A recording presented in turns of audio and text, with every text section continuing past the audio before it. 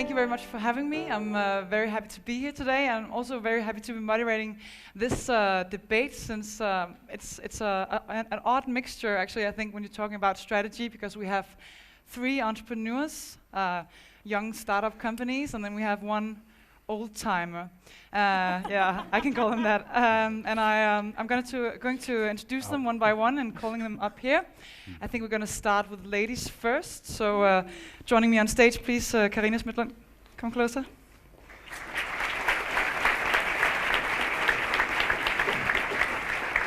Karina is the founder and CEO of Winterspring. I went to her LinkedIn profile the other day, and her skills were all about financial stuff. It says you're good at fixed income, capital markets, and credit sales, and you've also had an impressive career in Bank of America Merrill Lynch, and you've been in Morgan Stanley.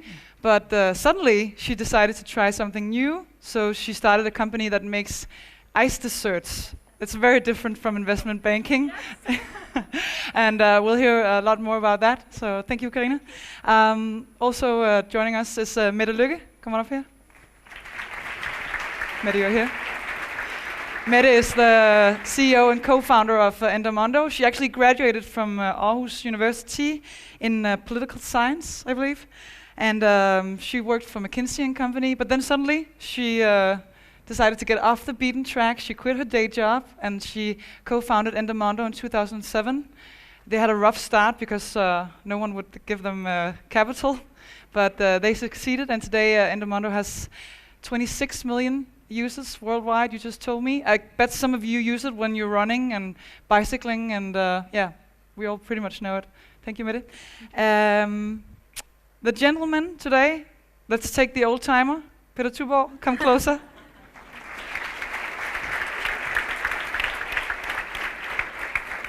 Peder is the CEO of Arla, and he's been there since 2005 in this position.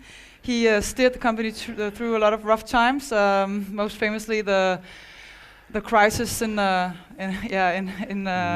aftermath of the satirical Muhammad drawings. And since then, he's had a very ambitious growth strategy, and he actually he excelled in it, because the target was a revenue of 75 billion before 2015, but he already reached that last year. So a very cool gentleman joining us today. Thank you. And last but not least, Morten Strunge.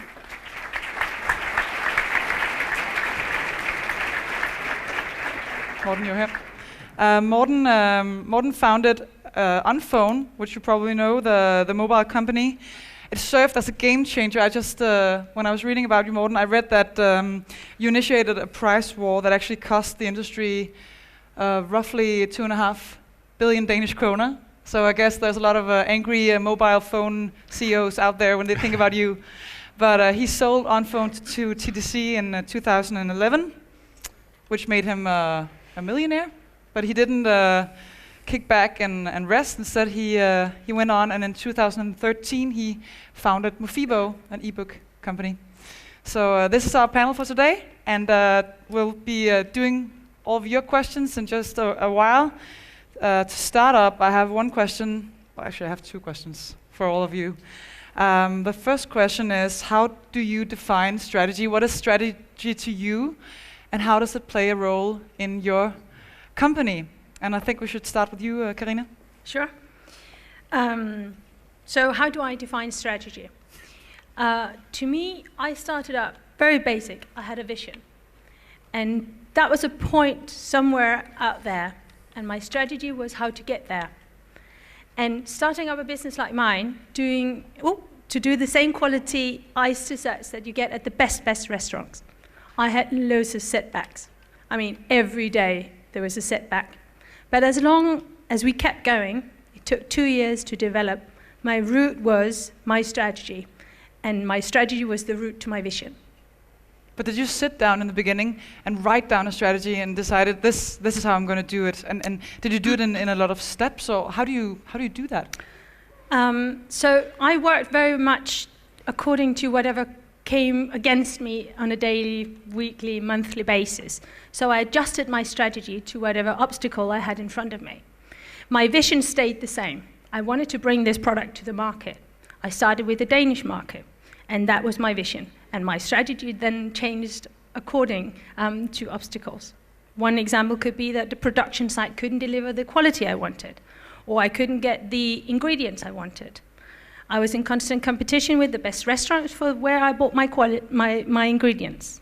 And that's just a sort of a practical example of what I would face of obstacles. And I think as an entrepreneur, your flexibility is to go against whatever obstacles and keep going on your strategy, on your route to your vision. What about you, Peder? You come from a pretty different starting point, and you've been through a couple of strategies actually already in Arla. What does it mean to you? Actually, I sense that it's the same thing, but I would then express it maybe in a different way, because I have to speak to so many markets and people, so it becomes, in that sense, maybe a more boring kind of way of talking about it.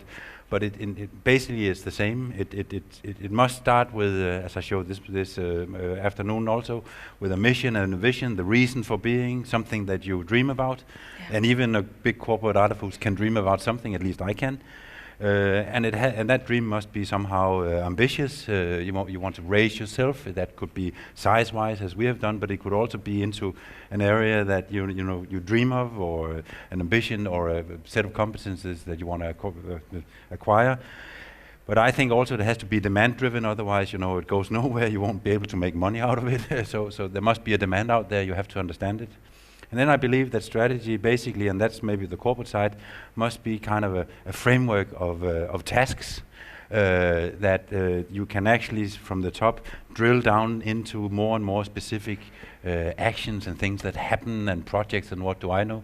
That's what I need. So it starts there, and then it has to be interpreted, and I have to have a certain set of KPIs that follow up whether we are actually doing something that reaches the vision and the ambitions, or are we just, working and going nowhere? So it has to be measurable. But then it also, and that's maybe the something which could be surprising, it has to be agile. Planning everything in detail is just impossible. You hardly can't do that a year ahead. But you can have an idea of where you're going, and that idea should drive you. And then you have to be agile and have the courage to change your mind on the way, not on the big way, on where you want to be, but how you do it. Close down projects and open up new projects, and have the courage. That's what I call, there must be some agility in the strategy you're working with. And that's why I'm very fond of a framework, of a strategy which is a framework that releases some energy in the company.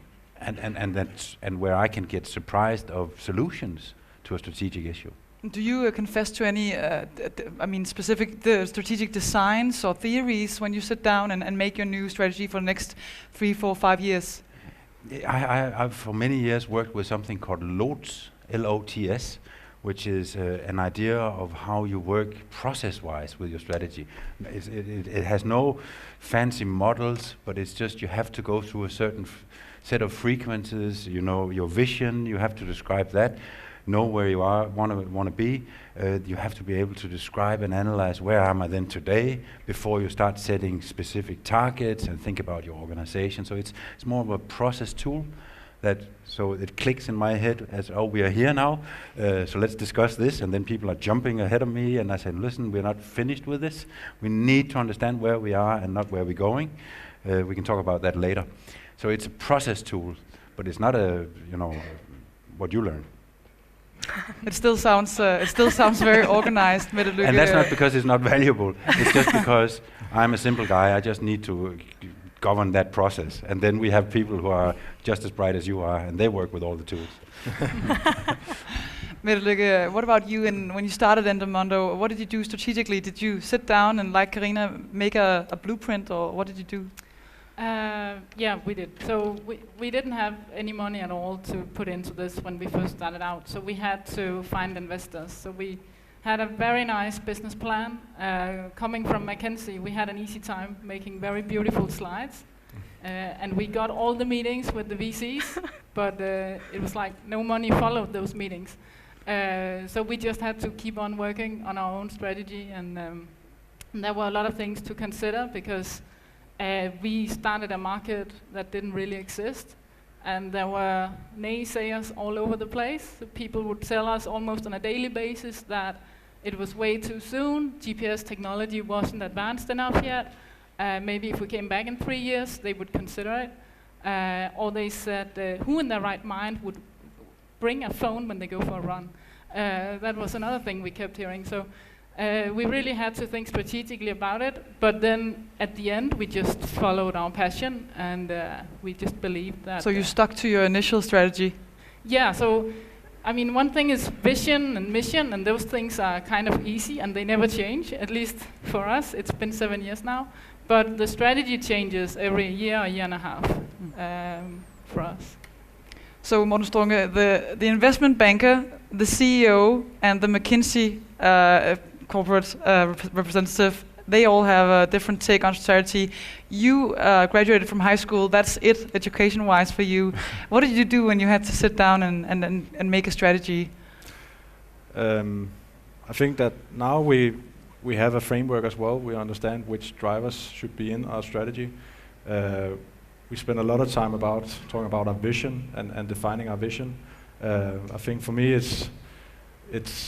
I haven't read any books about strategy at all. Though I have a book business, I've only read like 10 books in my life. But I've been at TDC for 2.5 years, where I learned a lot about corporate and how they work with strategy within corporate, which is actually really, I've learned a lot from that, and which we've used in Mofibo as well. But for me, strategy is extremely important that you remember the customers. It's extremely important that your employees understand in which direction you're going. I see a lot of companies focusing more about having the right story towards their shareholders than making a strategy and creating a strategy which their employees actually understand. And that should be priority 1, 2, and 3, because you get a much more effective organization if they actually understand how they should act in the day and which direction what creates value for the company. Can you give any examples? I mean, what differs the two strategies, the one for the stakeholders and the one for the employees?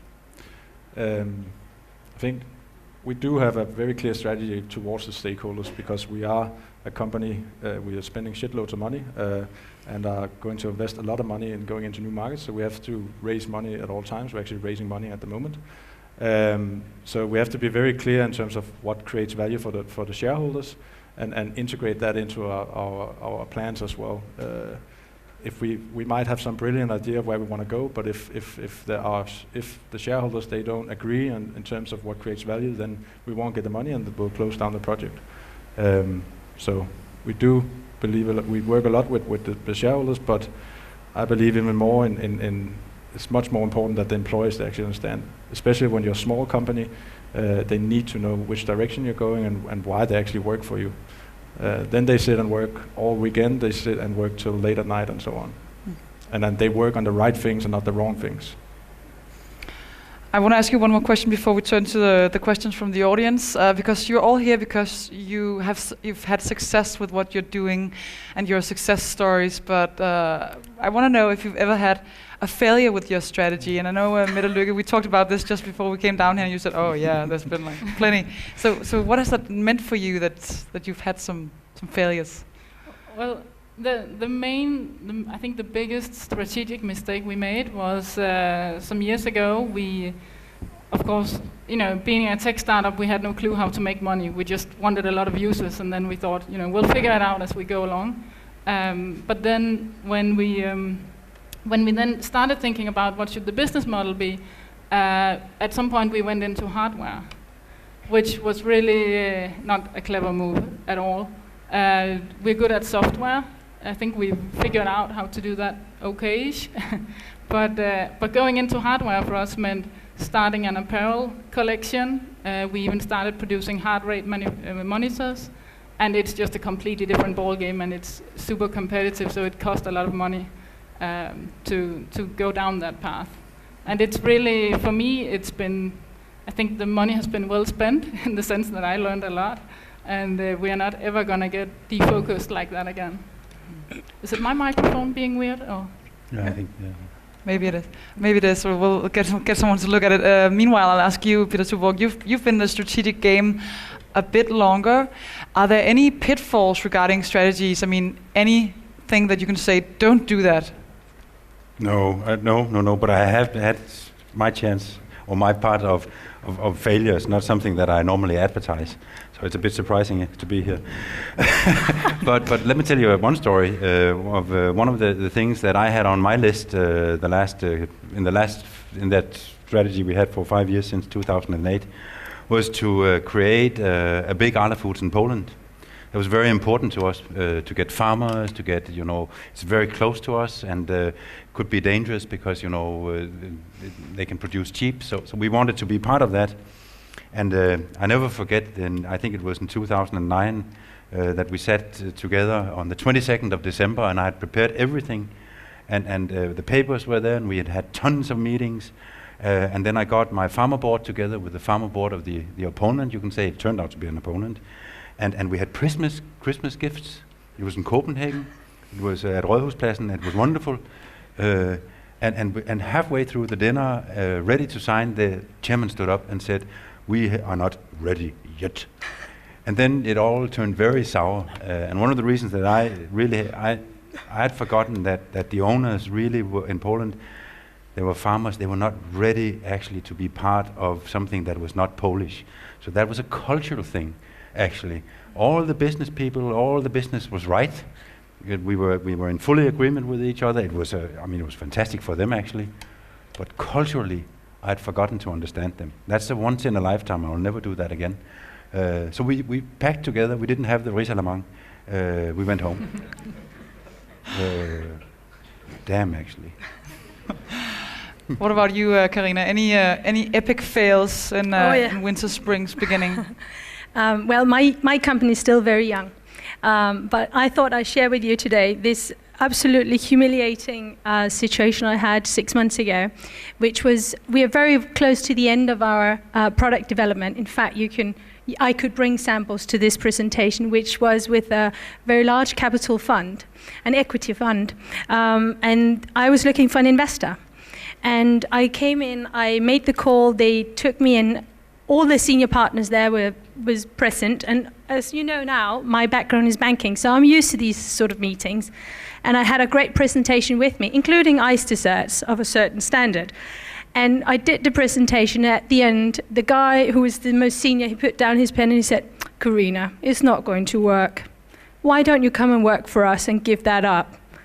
And I was speechless because I thought I did brilliant and I thought my vision was very clear and I thought I could take this company anywhere in the world, and the guys just totally closed down my idea and my strategy of getting an investor on board now. And I went home.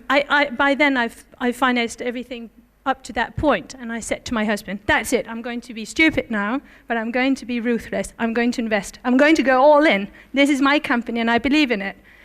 And that changed everything. But it was different because I didn't think that was my strategy and I had to change strategy. And now I don't need an investor. And that's why I could bring this product to the market, which was in my way the best way. But of course it was a huge setback. I mean, I'm standing here laughing, but it was humiliating. And also I realized it wasn't easy for me to explain to people where I wanted to take it. And and in 2 weeks I'm going to New York and I'm meeting a strategic partner, not a money partner as such. And I know it's going to be different. It's sort of a classic tale, actually, isn't it? Oh, that yes. You have to go into some very strong headwind before you can actually say, "This is what I want to do." You get your target straight. What about you, Morten Strunge? Does it apply to you too, or is it in somewhat a cliche? I think I had my share of failures. I think one of them is Agnes, the cupcake company, which I don't know why I bought. But I did, and I didn't. It's a big mistake. I didn't use enough time on analyzing the case before. It was a company going bankrupt, so I had to move fast. But I didn't dive into the figures as much as I should have, and I actually didn't close down the company. After buying the company, I should have looked into I did look into the company. I got quite surprised of what actually was going on in the company. But then I decided, okay, I have to try to turn it around, where I should have actually said, okay, this won't work. I should close it down straight away. And I kept the company going for a year or so and lost quite a lot of money on that. So I think you have to admit your mistakes straight away. I think that's what big companies are very good at. They're very good at laying down a strategy and then sticking to it, no matter what, and not sacrificing the projects fast enough, which doesn't work, and so on. So I think it's very common both for small companies, but also for the big ones. They're very good at not revising the strategy often enough, and not admitting that they actually chosen the wrong path or the wrong project or whatever. So.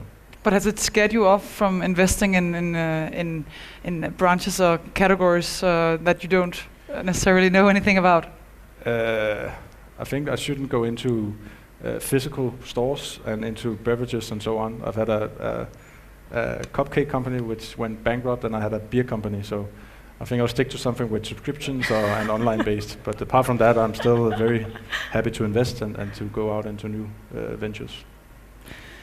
Okay, I think we should turn now to some of the questions that the audience has delivered. I think actually we're going to start with the one with the most votes. Peder, you were talking about that you didn't embrace the culture enough when you had your new strategy, and this question is actually about that. Culture eats strategy for breakfast. True or false? So Peder, I think it's true. Natural to start with you. It's true. What do you do about it? But you can't separate the two, and that's what's wrong with the question. Yeah. If you did want to choose one or the other, then the question is, of course, yes, because there's much more sustainability in culture. But the two belong together. A good strategy also understands the values and the cultural elements of what you're doing and the markets you're approaching. So they go hand in hand and don't eat each other. And that's what I forgot, by the way, in Poland. But so many other things went well. Mette, Lykke, you're still a small company, but you do have a couple of employees. I think it's around 30? 40. 40, sorry. It was 30 last you asked. Okay. How do you ensure that your strategy goes hand in hand with the culture that you are growing? I think it's a lot easier when you have a small company, and it's easier when you're a startup, because the people you bring in, they only join because they believe what you believe. Most of the time they're going to take a salary cut if they came from another job. So they do this because they're very passionate about it. So in that sense, I think it's a lot easier in a startup, because we're really living the vision all day long. Working at McKinsey, I worked with strategy and a very different type of corporations. The size of Peder's Arla. And there it really is, it can be quite tricky, because you have so many layers, and you really need it to be bottom up and not just top down. Morten, how do you define culture in when you're starting a company? Do you define it, or does it create itself? I think it creates itself for me. I'm very... I put a lot of effort into creating the right culture. As Mette said, we would be paying a lot more in salary if we didn't have the culture we had. We would be seeing people coming at 9 o'clock and leaving at 4 o'clock, and not leaving at 8 o'clock in the evening. So I think it's for us as a small company, culture is extremely important, because you have to push your employees to a great degree, because you just want to move forward and you want to accelerate as fast as possible. So it's extremely important that the employees are there for another reason than money. They have to be there because they love the vision, they love the idea, they love the team, they love all that. But yeah. Karina, what's your take on it? Culture versus, or does it imply strategy? To be honest, when I read the question, I didn't get it, because I don't separate the two. And I think the culture of the company, particularly when you're young, when the company is young and you're very small, small being less than 50 people, it's so important that you embrace a culture where everyone gets what you're doing. And of course they do, because you're full of passion and you're the owner of the business. Morten and I, coming up here today, we talked about him hiring a senior person and taking someone from another company and put them into your company and make them believe and trust everything you do. For a lot of people, that's a huge sacrifice. That's outside their comfort zone. And we as entrepreneurs we're kind of embracing that. We want them because we need their knowledge, but we're also well aware that we have to create a culture that makes them feel safe. And of course need it, because we need them. The other thing about culture is, no one loves your company more than you. And you have to step back and understand that. So whoever you hire is never going to be you. but someone who could almost do your job, but with less passion. And in the beginning, I found that really hard. I couldn't understand why someone wasn't reading emails at 2 a.m. because I was. And why were they not researching the same ingredients or something else or techniques? Because I was. But of course, how could they? How could I put that on them when it wasn't their company, it wasn't their vision? Having said that though, I think we all hire people that look a lot like ourselves. And the culture we create is a reflection of us. Peder, you wanted to get back on that? Yeah, I think that and there's absolutely no difference between being a corporate big creature like us and a smaller company like what you're representing. No strategy works if the culture doesn't work and if the culture is not clear. And you won't be able to attract the right people either. And there will be people who enjoy working with Arla Foods, and they will give anything to work with us, and those who say, no, that's not a place for me. And that's actually very fine, because that tells me that then we stand for something at least, also as a big company. And that's very important. That's what I spoke about this morning, because what is culture? Culture is also what your brand represents. It's your branding value, it's your leadership style, it's the whole HR community, of course. It's the identity of the company as well, also the outside identity, not only what goes inside. And the beauty is, big or small company is, if you can get your identity, your inner DNA, call that culture or whatever, I call it the DNA, if you can get that into helping you make business outside, that's when the angels really starts to sing. And that is right, that is difficult in a big company, but nevertheless it's needed. And big surprise, I spend minimum 50% of my time on HR issues, on value issues, and the rest is strategy and occasionally visiting customers. Okay, I think we have a question from the audience. In line with this, we all agree, or I think most would agree, that many changes or many strategies that fails comes from within the culture when people have disabilities or unwillingness to change. Do you have any examples from your strategy implementations where they failed in this regard? Good question. I think we should start with you, Mette Lykke.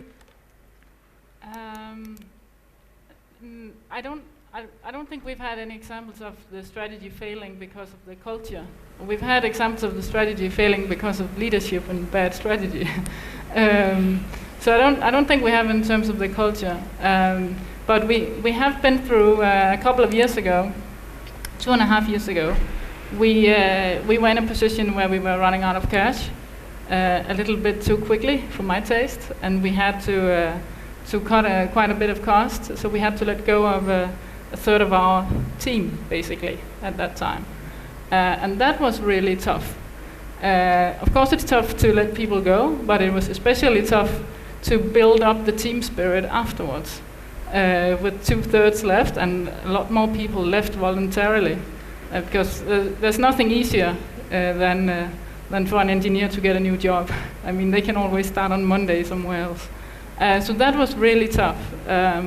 But it took 8, 9, 10 months, and now I think we have a culture we have a much bigger team now, but we also have a much stronger culture because we've been through that exercise.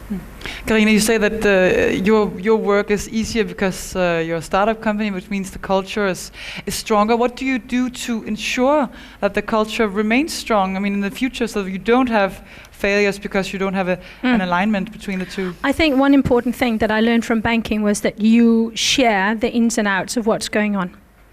And you sit down and you spend the time and you make the effort of explaining what's going on, what's happening, and with that you just show passion because it is your business.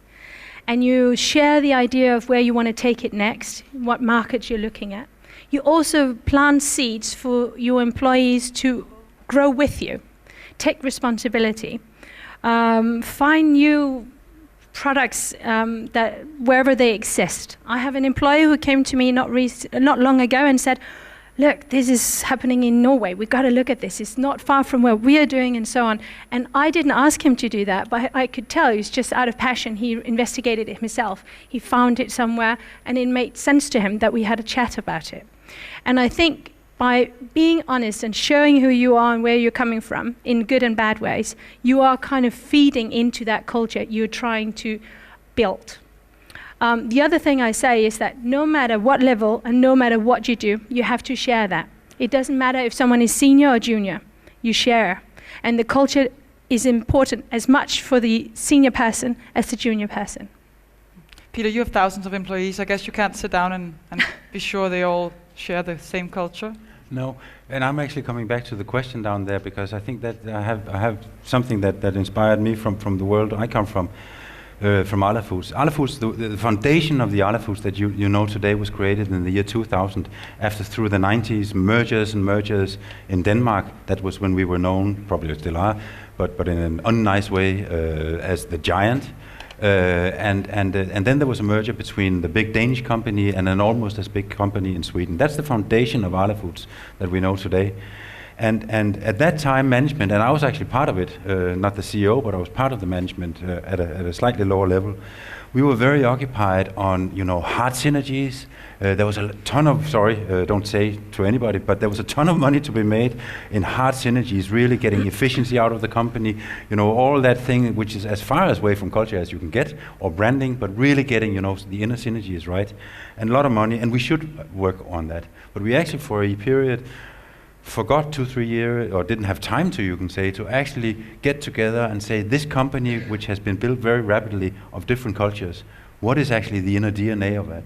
And I remember there was a saying in Arla Foods that we are a group of merger among equals. That's rubbish. There is no, because that's, saying that the cultures, there's so many cultures and they're different, that they're all equal. And it went haywire. Actually, no branding strategies, nobody sat together thinking about all the smart things we should do, but we made a lot of money, so it was okay. Then in Denmark, in 2004, we ran into this big crisis that we had. It was really horrible, and our image dropped like hell, and it's coming back now again, but we really had some years of toughness, because and I think it was because we haven't thought about our inner DNA, which made, so we haven't earned the right actually to be so big in the in the fridge back home with the consumers as we are. And this was why I actually, when I took over in 2005, it could have been anybody else, but a CEO at that time in his right mind would say, stop. Now we need to get back and find out what is the DNA of Arla Foods, and then get rid of all the other stuff and define the culture. And I spent 2 years on that. Some of the employees said, what, are you mad? You're spending so much time on this. Together with your HR director. I have the best HR director, don't tell anybody, in the world. And we traveled the world, and we still do, visiting places, talking about all of this, because it's never ending. Morten Strunge, I also want to hear you about this question. Have you had any incidents where your strategy failed because of the culture? I think that merging Onphone into the TDC corporation, I wouldn't say it failed, because we did leave all the hard stuff in terms of merging a company and made a lot of money out of that. But the cultural difference between the Onphone company with something like 200 employees and a company like TDC didn't go well at all. We really tried to prepare ourselves and to explain the vision and merge the visions and so on. But in the first 2 months, and everybody was very eager and very happy about it to start off with. But after 3 months or something like that, it became the TDC way or the highway, and that actually a lot of the employees, they ended up leaving the company.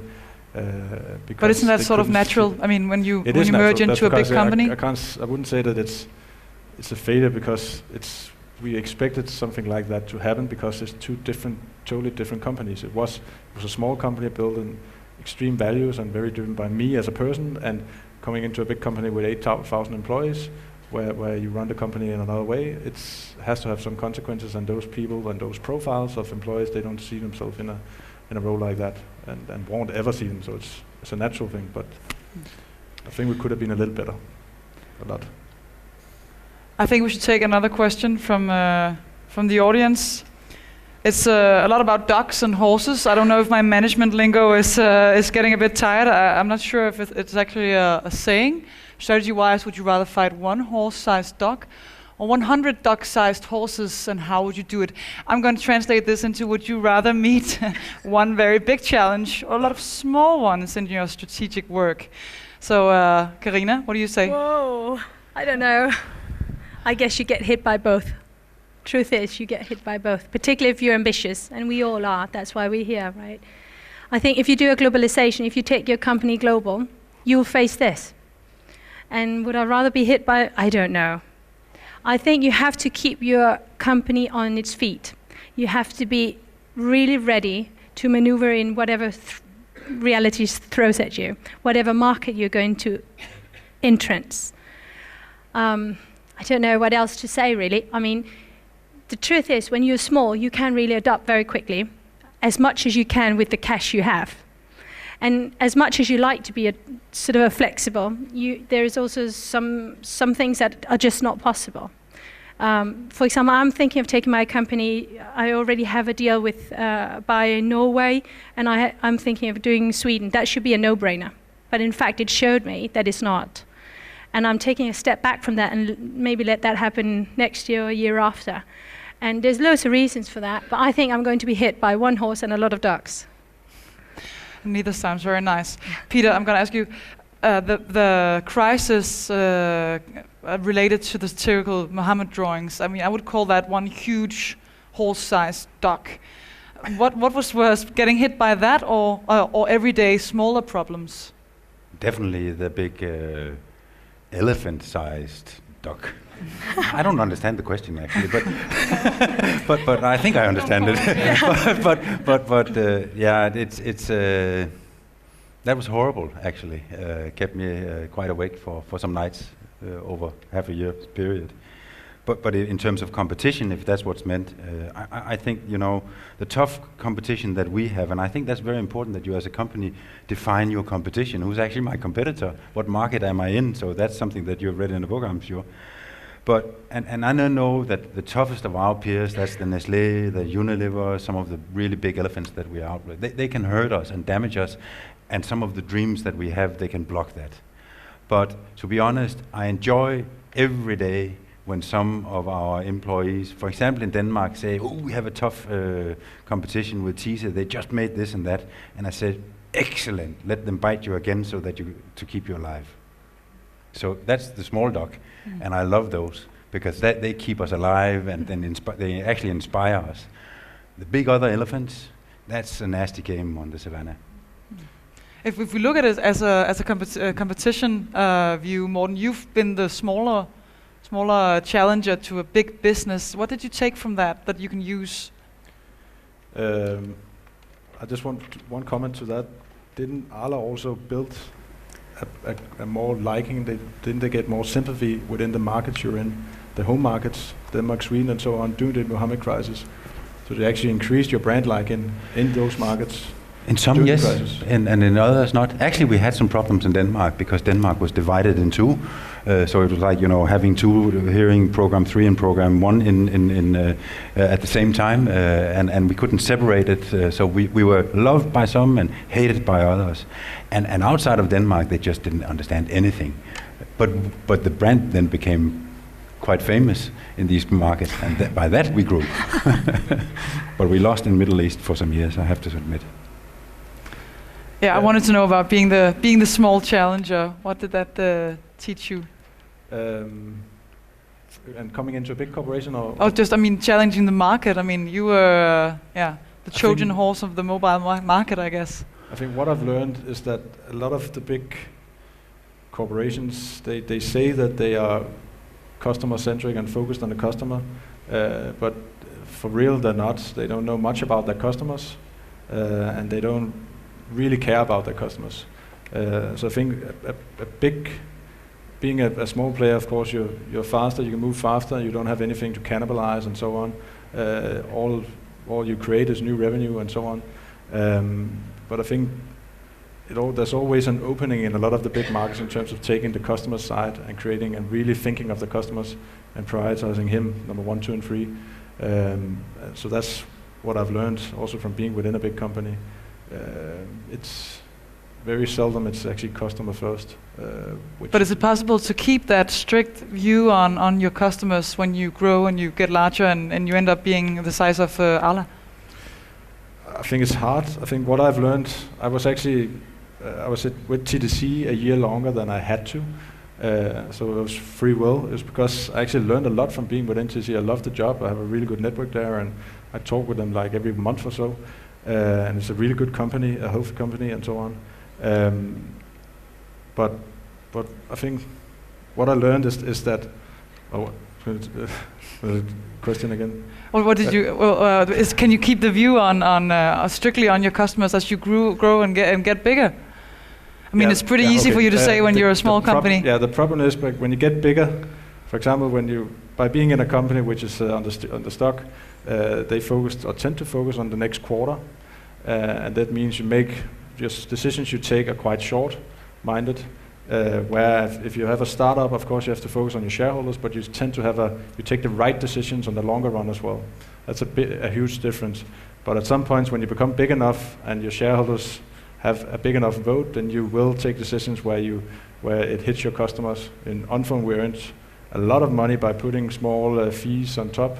Though we were like the company with a promise that we would have fixed bills and so on, we did put in small fees. But we had 250,000 customers, so a small fee could give us something like 25 million in EBITDA a year just by adding a small fee on things like that. So we did, you do, if you're pressured hard enough by your stockholders and so on, you do, unfortunately, you are pushed in that direction.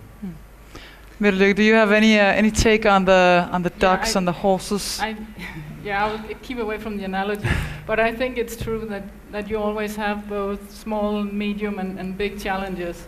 And when you're CEO, it's your job, I think of my job now as only working with the big challenges, so the big dogs. And then I try to delegate the rest, and to be frank, a lot of it nobody really addresses, because when you have a team of less than 50 people, you can't do it all. So I'm aware of at least 20 things we ought to do, but it's just not top of the list at this point. So I tend to just focus on the 2 or 3 most important things. Yes, Peder Tuborgh. Yes, that could also be me, I have to say. But actually, if I look at and that's coming back to the question about competition and different approaches to the market, and where you actually, some places we are very big. Like in Denmark, we have a huge market share, 80%, Sweden 60%, UK 45%, Middle East, again, yes, 30 to 35% market share, etc. That requires a special set of skills, and some people are attracted to that, really be working refined with all of the processes and taking care of that. And we measure them with a certain set of KPIs.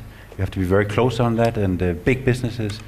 But then we have those more entrepreneur type of businesses where, though the people who are setting up our Nigerian thing that we talked about this morning, or Argentina, or here 6 months from now, or traveling to Kuala Lumpur, getting new people, starting from scratch, just finding an address out there, and different type of people. They would be probably a disaster in our Danish organization, and would feel strangled, like you probably, some of you would, and others, but also some of our those who are working in the more mature markets would be, scared of that, fantastic opportunity it is to set up something new. It could also be on the go categories, which is something that we have really never cracked the nut on, and that requires a different type of people and a different approach.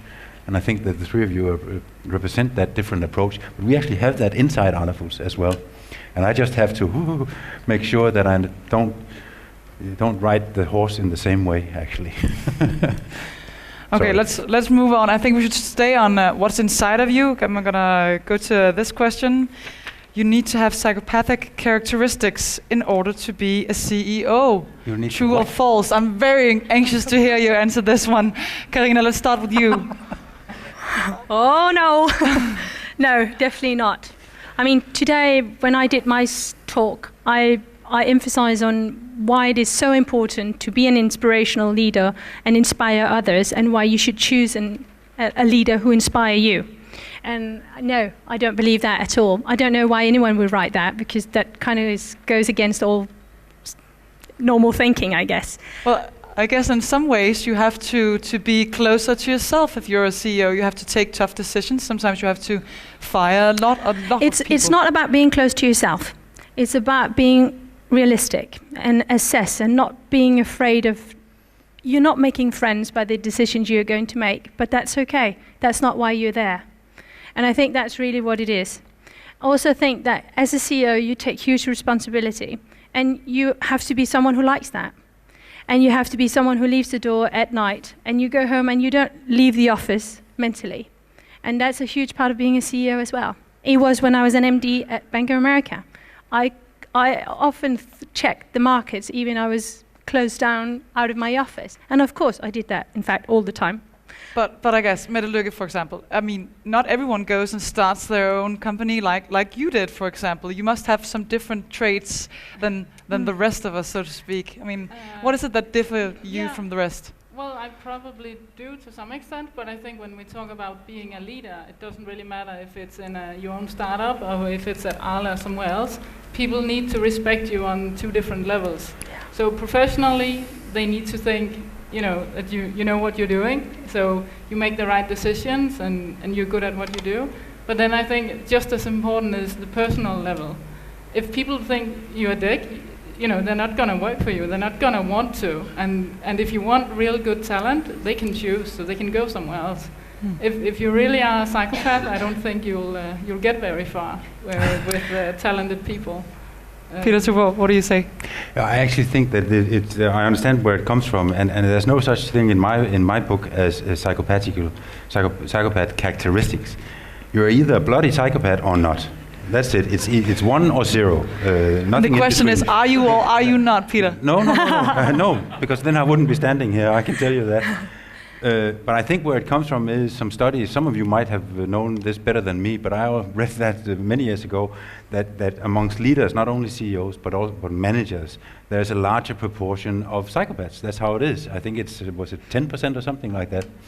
So what does that tell me? We have 1,500 leaders in Arla Foods. If that's a normal population, 150 of those would probably be small or big. Hopefully the bigs are gone, but have some of that. And we have to spot them and kick them out immediately, because there's no room for them. But, and probably our proportion is not that big, but don't mix it up with being at times need to impose some raw will in your decision. That we need to do this because I say so. It happens very rarely in my time, but throughout the year I have to make these decisions. And to be tough in some decisions, we need to let go of this project and fire the people who belong to that project, although we know that it's tough on them and they gave us their mind and their heart. But it's how you then do it, that you do it in a proper way and that you don't enjoy doing it. And that's where you spot the psychopath. That's if there's some enjoyment in imposing that raw will. And then it gets dangerous. Luckily, I don't see them so often. But I see them and I can spot them, and it's bloody difficult, and never get a boss with those characteristics. He or she will eat you alive, and you don't even know it. You'll probably enjoy it while it happens. Karina, jump in. I don't know how many of you knows Dick Fall or heard of the name. He was the guy who took down Lehman. Single-handedly, he was the guy who was responsible for Lehman's failure. On the 14th of September 2008, there was a huge announcement in the financial market, and probably the biggest breakdown ever. I think actually even the biggest collapse in US history. And he had those characteristics. And it's been known for ages, for years. He had run a culture of fear. In fact, he had his own elevator, so he didn't have to mingle with people like us. He ran that company like that, and he had to pay people quite a lot more than the standard average market rate to go to Lehman. But what he also did was he attracted people who had a mindset similar to himself. Now, I'm not saying everyone at Lehman was psychopaths. Definitely not. But there's some types there that was not far away from what he gave to them as a leader. And I think it does exist. I mean, I'm sorry if I said before the question is not relevant, because it certainly is. It's just rare. it's rare that someone becomes a CEO. Now, let's not forget, he did build that company from scratch. He was a standard broker before being Lehman, being one of the big ones at Wall Street. I do think that kind of stands out because we all heard of the Lehman failure and what that meant to everyone else. Morten Strunge, I think this one, you should have to answer this question as well. Not if you're a psychopath or not, but I'm wondering, has it changed you? Do you feel it changes your characteristics being a leader? I mean, do you have to roughen up in somehow? Yeah, you do. Sometimes you need to take the awkward decisions and fire people or close down projects or whatever. And I think that it's very true. If you like that and sitting in and taking an employee aside, if you like to do that, then you have a problem. But I also think that companies today is very much about people management and leadership. And new startups and so on. So I don't think we'll see many psychopaths, as the lack of empathy and so on won't work as a modern leader. I believe, at least you shouldn't be able to climb that high up the stairs, at least if you don't have those. Well, let's leave the extreme characteristics behind us for a while and skip to the next question. I think we've already talked about strategic decisions you would do in a different way. So actually, I think we'll go to this question. How do you incorporate uncertainty in your strategy? We don't know anything for sure, Peder Tuborgh. So how do you foresee a satirical drawing in Jyllandsposten? Or what do you do with your strategy?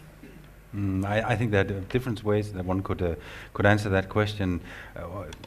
There's a whole risk management part of running, which is actually not a direct part of the strategy, but is an analysis and assessment of the risk that surrounds you. And I think that you can't specifically pinpoint that we need to close down all our Russian business because of what happened in Ukraine. So don't try to predict exact things that happened. But that's sort of, what if we have a food crisis? What if a whole market breaks down in certain ways that we can't predict? What will we then do? How will we work with it? And we actually take that very serious and have what we call 7 black swans that we work with that would really damage the company, like what we have seen there, and where it can go all haywire and really be a big strategic problem.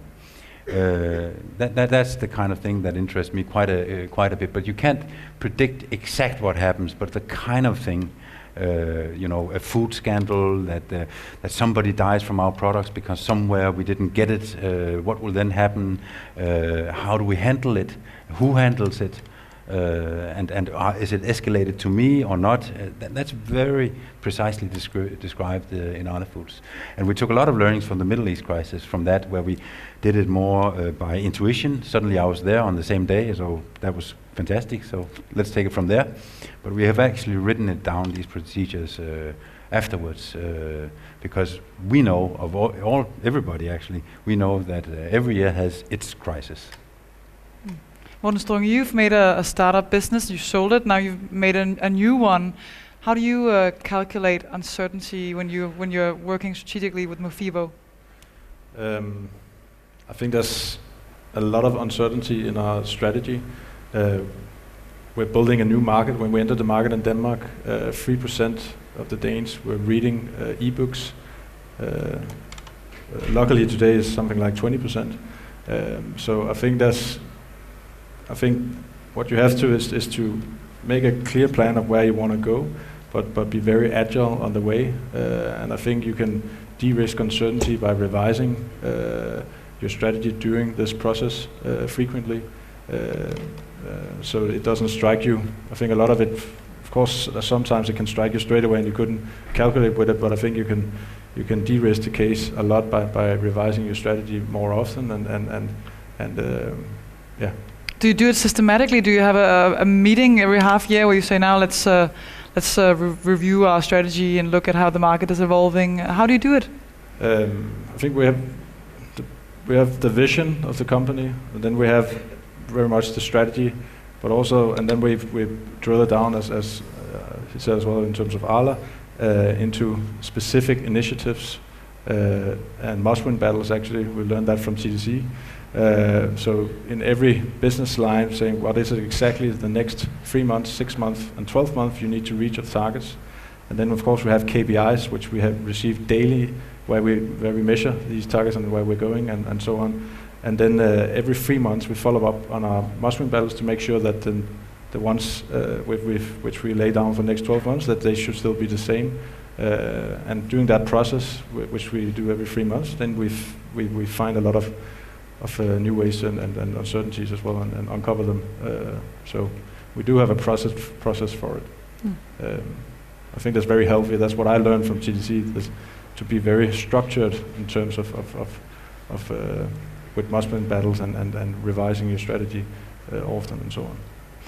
What about you, Mette? I mean, people they're exercising more, they're running more, they're biking more. I mean, your future must look clear and bright, so I guess you don't need any uncertainties in your strategic work. Well, I think we have several different like mega trends that we are tapping into, and one of them is certainly health, and that's in pretty good shape because we want to be healthy to a larger extent, so that's fine. But then when it comes to technology, which is the other main one, that is where I see the main potential risks, because we don't know what's going to be the next defining product in connected fitness. So I always have a list in my head of top 3 main trends, or what could turn into a thing, and how we address that. So we try to address that quite fast, or even in advance. That's one trend, for example, where we've now built a product just in case that trend becomes a big hit. Then we are ready with the product. We don't have to start from scratch. We are a year ahead if that happens. So we try to do that, but we can't do it with everything. So we need to pick our battles on that as well. And what if you miss? What if you're sitting there with a product that no one will ask for ever? Well, I kind of hope so. I think of it as life insurance. You kind of hope it doesn't really get relevant, but and we can also turn it into a business at some point if we had more resources. And Karina, you're from the investment banking world. You're a hardcore investment lady. I guess you don't operate with uncertainties. No, I did it a pretty extreme way. I hired a risk manager, and I did that because I'm doing food. And I got someone who's has expertise within foods. And this person only deals with risk management in a risk versus an action point kind of way. So as a function of we assess the risk, we understand the risk we're facing if anything goes wrong. And we have an action plan according to that. That makes me sleep better at night. It's a little bit overdoing from where we are as a company now, but we're very ambitious, and with our goal of establishing ourselves in US in 2015, we're not early with this. We should be in place with this. That's how I see it. I made a few points in terms of incorporating uncertainty. I think it could also be a positive. Now, we heard Mette saying that they have created a product in case this trend comes up. I've also created things in case this is actually, if I see the world, the way I see the world happening in my market, if that happens the way I look at it, I'm ready to expand into a certain area. And I think that's a positive. So it's not just the uncertainty in the negative way, it could also be the possibility that something comes to play, and being ready for that. Well, I think that concludes what we have time for from questions from the audience. But before we go, you've all been asked to think about one short advice for the leaders of tomorrow. What would it be? I think we should do ladies first. Mette, Lykke, what's your advice?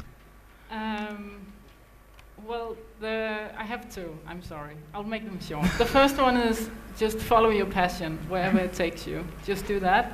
And the second one is make sure to sleep. Every night. Get your sleep. When you don't get sleep, you make crappy decisions, people will stop respect you professionally, and you become a bitch or a dick or whatever, and nobody wants to work for those. So get your sleep and you'll be all set. Karina?